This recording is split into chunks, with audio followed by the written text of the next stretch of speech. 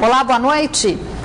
A fiscalização contra irregularidades envolvendo veículos de grande porte como carretas está sendo alvo de uma investigação conjunta entre o Ministério Público Federal e Estadual.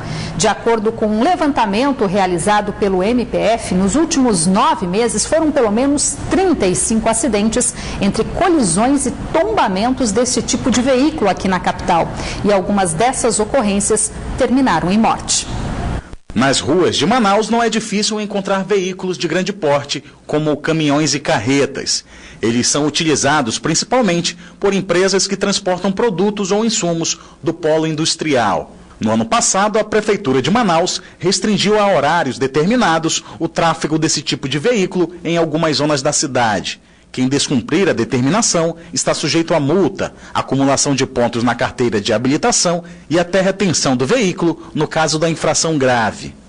Nessas áreas, o número de acidentes com veículos pesados é praticamente zero.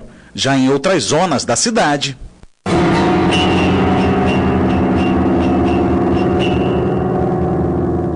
No dia 23 de abril deste ano, a vítima foi a esposa de Renato, a empresária Débora Rubim Freitas, de 34 anos.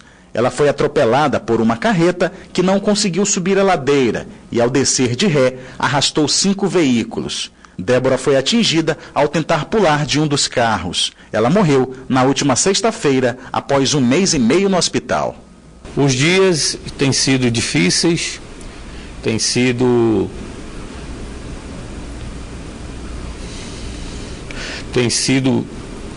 de muita dor, de muita saudade, mas acima de tudo, com a esperança de que, através de tudo isso, nós possamos fazer alguma coisa.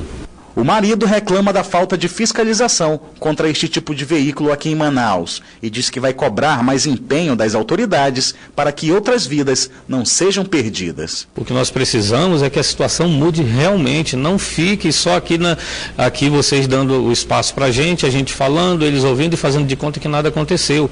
Mas vai acontecer. Nós vamos lutar, nós vamos até o fim, ainda que seja a última luta da minha vida, nós vamos ainda fazer com que as coisas possam mudar. Nós precisamos salvar vidas. Hoje foi a Débora, amanhã pode ser qualquer um de nós. No dia 21 de maio, o trânsito da cidade quase ficou parado, depois que uma carreta tombou ao fazer uma curva na alça de acesso à Avenida Humberto Calderaro Filho, antiga Paraíba. As causas do acidente ainda não foram reveladas.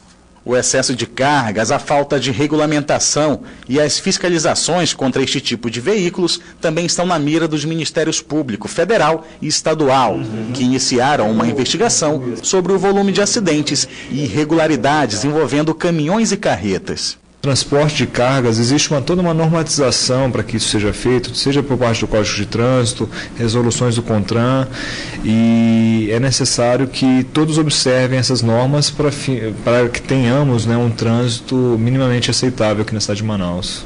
O inquérito civil terá um prazo de 1 ano para ser concluído, podendo ser prorrogado.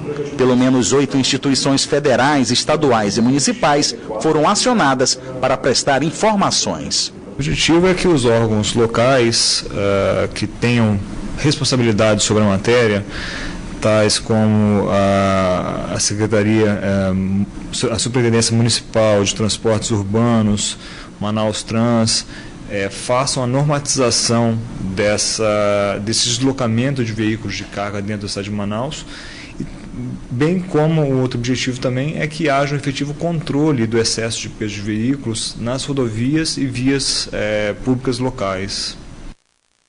São tantas irregularidades, né?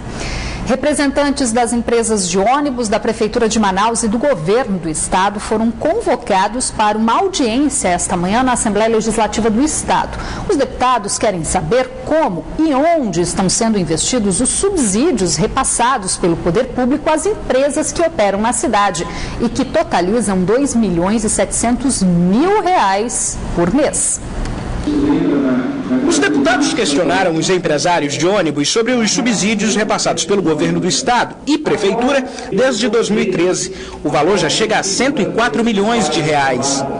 É necessário subsídio, então, para manter a tarifa, só que a tarifa está aumentando, aumentou para R$3. Existe o subsídio para tentar melhorar o sistema, aumentar a frota, modernizar a frota, mas o que a população está reclamando é que a frota está diminuindo, está envelhecendo, está demorando mais. Portanto, tem uma série de fatores que têm que ser avaliados. Incentivos, subsídios, sem melhorar o sistema de transporte, tem que saber se vale a pena continuar do jeito que está. O representante do Sindicato das Empresas de Ônibus diz que os subsídios repassados pelos dois governos são para manter o que ele chama de tarifa política, aquela que a população paga hoje, de R$3. Hoje, a tarifa técnica está aí em torno de R$3,15 a R$3,20, quando que a tarifa política é de R$3. Essa diferença, quando multiplicada pelo número de passageiros, ela está aí em torno de 2.700.000 por mês. Segundo o Sinetran, as empresas amargam prejuízos desde janeiro deste ano.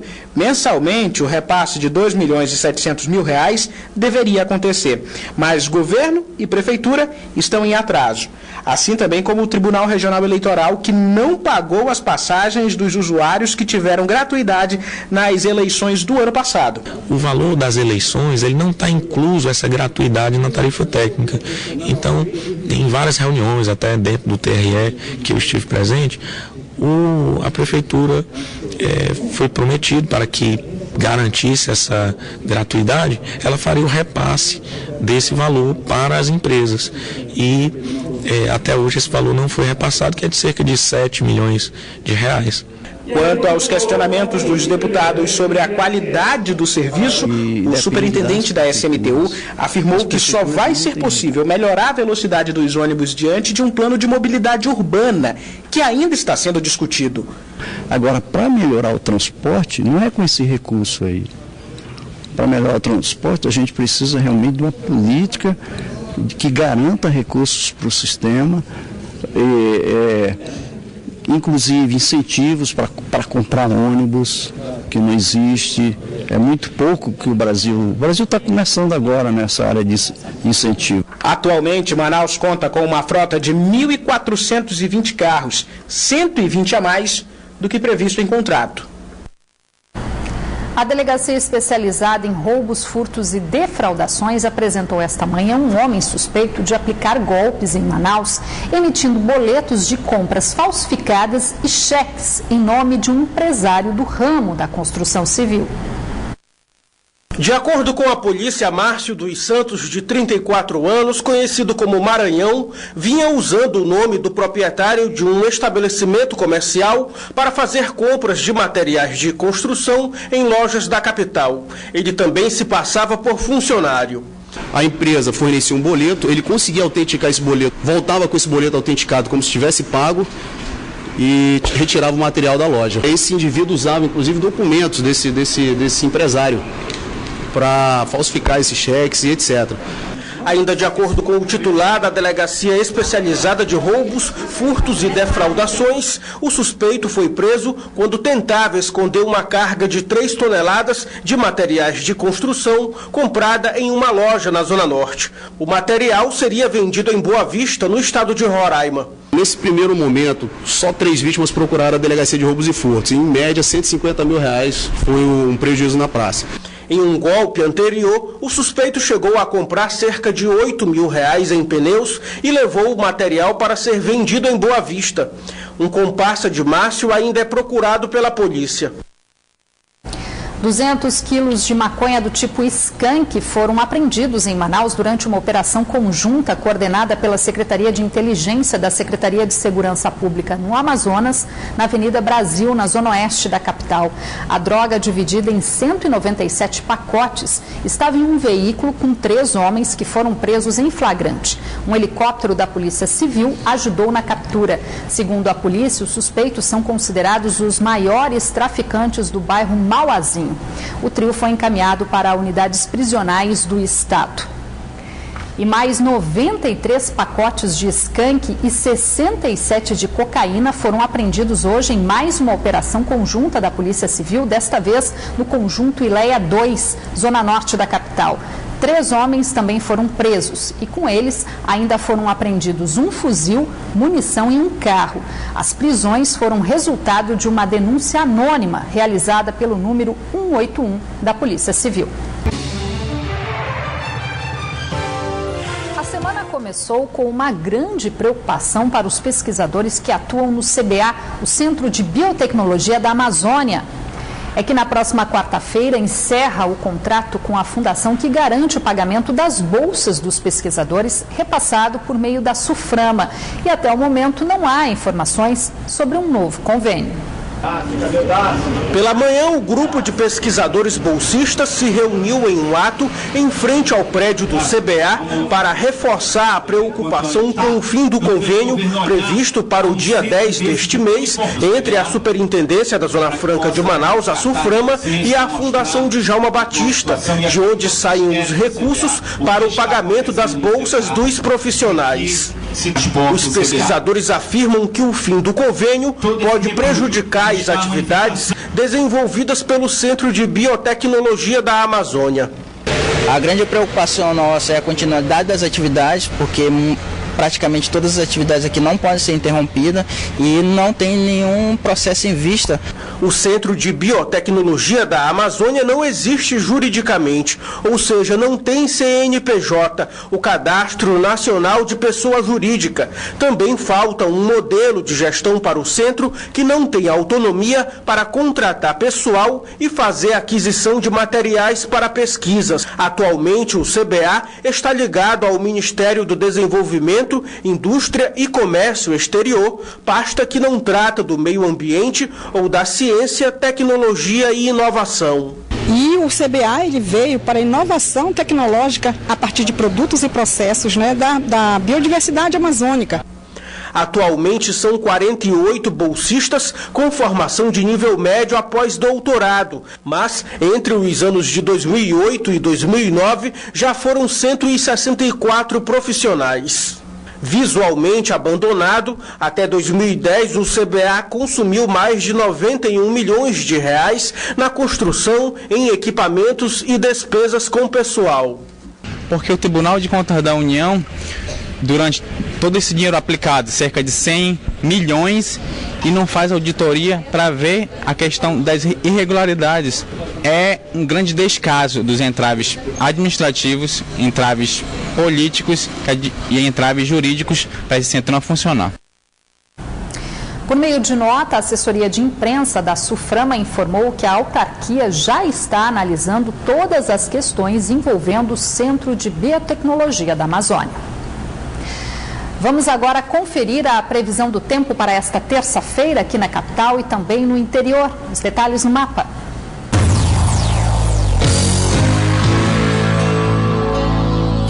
Em Tefé, a previsão é de tempo encoberto, com possibilidade de chuva fraca, mínima de 25 e a máxima chega aos 30 graus. Em Manicoré, o tempo fica fechado, também com chance de chuva. As temperaturas variam entre 25 e 29 graus. Já em Manaus, a previsão é de muitas nuvens e chuva isolada. As temperaturas variam entre 25 e 30 graus. No mês que vem, Manaus recebe a primeira edição da Virada Sustentável, que já é realizada há 4 anos em São Paulo. Os detalhes da programação já foram divulgados esta tarde. Orestes Litaif. A capital amazonense será a primeira cidade do norte do país a receber a Virada Sustentável. O evento acontece nos dias 25 e 26 do mês que vem. Quem está ao meu lado para falar sobre esse evento é o superintendente da Fundação Amazonas Sustentável, Virgílio Viana. Qual é a ideia do evento? A ideia do evento é realizar uma série de atividades no fim de semana e que vão começar pela manhã do sábado e vão se prolongar até a noite do domingo, fazendo uma virada de atividades que envolvem pedalada, show, debates, oficina de arte, oficina de fotografia, enfim, atividades capazes de despertar nas pessoas a vontade de contribuir para um mundo melhor. Então ainda está aberto, pode entrar no Facebook e encontrar no Facebook oportunidades para quem estiver interessado em promover qualquer tipo de atividade relacionada com a sustentabilidade e fazer um contato com a nossa equipe e colocar isso na programação. Ok, muito obrigado por suas informações, superintendente Oreste Litaif, para o Band Cidade.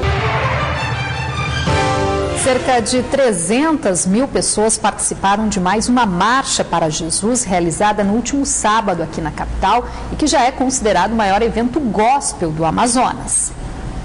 De longe parecia um mar de gente, de perto tudo era motivo de alegria.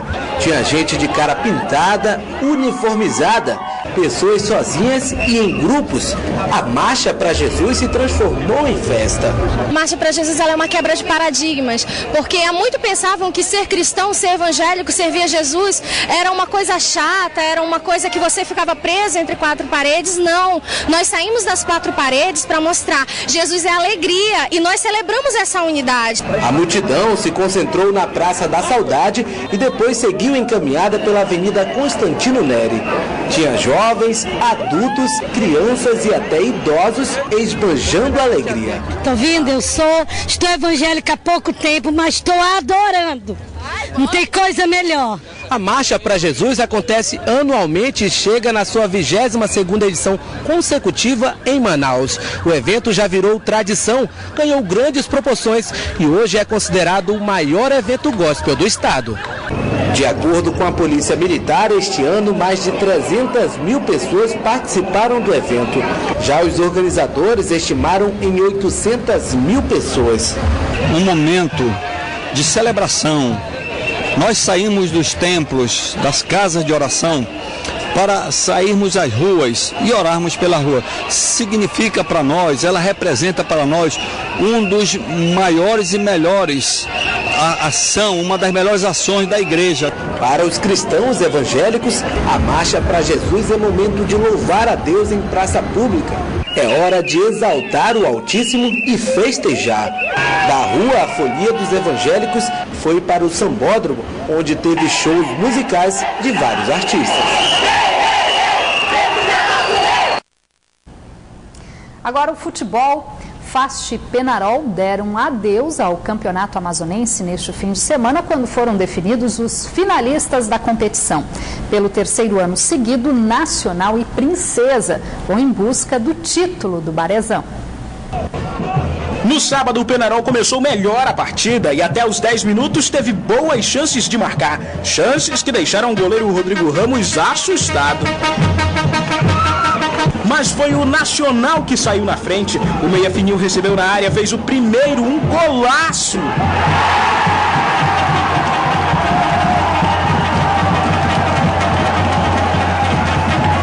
Depois do primeiro do Naça, o Penarol demorou a reagir. Aos 40 minutos do primeiro tempo, Binho recebeu na área, girou e bateu 1-1 no estádio da Colina.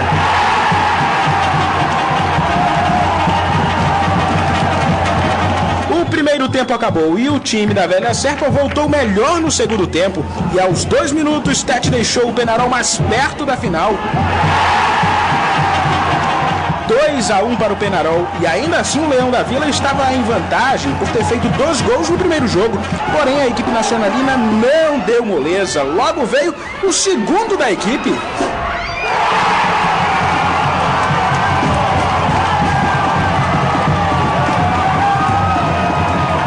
E aos 40 minutos da etapa complementar, Mael sofreu falta dentro da área. O árbitro marcou pênalti.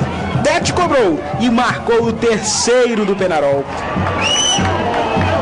Mas a vitória por 3-2 em cima do Nacional não garantiu a classificação da equipe de Itacoatiara. E a festa foi para os jogadores do Leão da Vila. Já no domingo, a Colina foi palco do jogo entre Fast e Princesa dos Solimões. O Fast tinha vantagem. No primeiro tempo, jogou retrancado e pouco ameaçou. Quando chegou perto de fazer, desperdiçava chances. O primeiro tempo morno terminou, mas quando retornaram do intervalo, os jogadores chegaram com vontade de marcar. Foi aí que começou uma série de bate-bate e sobrou o cartão amarelo. Foram 4 em menos de 5 minutos de jogo. O Princesa, mesmo em desvantagem por ter perdido no primeiro jogo, precisava fazer 2 para se classificar para a final. E foi o que aconteceu. O lateral Lei abriu o placar para o Tubarão.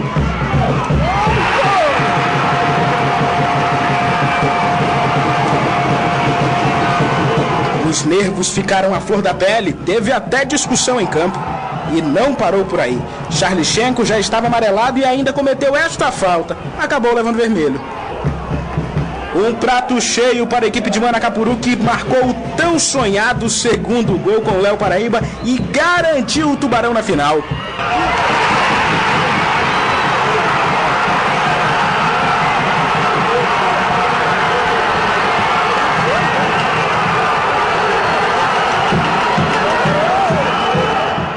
E eu acho que o futebol se ganha dentro de campo. E a gente mostrou. No primeiro turno, no segundo turno, a gente vencemos eles. Perdemos a primeira batalha, mas no segundo jogo a gente mostramos quem é o Princesa. E aí, eu não gosto muito de falar em relação ao adversário, mas adversário fazendo churrasco, mandando foto para os meus atletas, adversário desafiando os meus atletas para uma aposta em cima da classificação. Além disso, o que vai fazer a diferença é a vontade de vencer. E isso nós tivemos do primeiro ao último minuto. O primeiro jogo da final entre Nacional e Princesa dos Solimões vai acontecer no próximo dia 23. O local ainda não foi definido.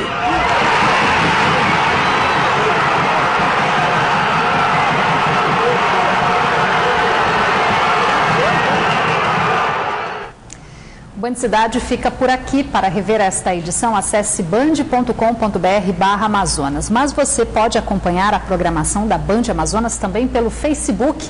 Acesse facebook.com/BandAmazonas e curta a nossa fanpage. Lá você também pode deixar sugestões de reportagem.